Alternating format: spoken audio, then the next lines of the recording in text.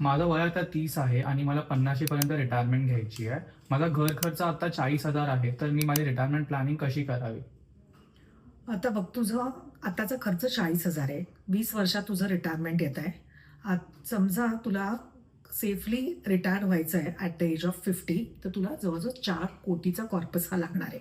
आता 4 कोटीचा कॉर्पस जर का बनवायचा असेल, तर आत्तापासून तुला 50,000ची एस-आय-पी करावी लागेल.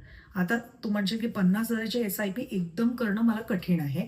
तर मोस्टली मी क्लायंटला सांगते, की आपण एखाद्या अमाउंटनी एस-आय-पी सुरू करावी आणि ती दर वर्षाला थोडी-थोडी जसा पगार वाढेल तशी स्टेप अप करत जावी.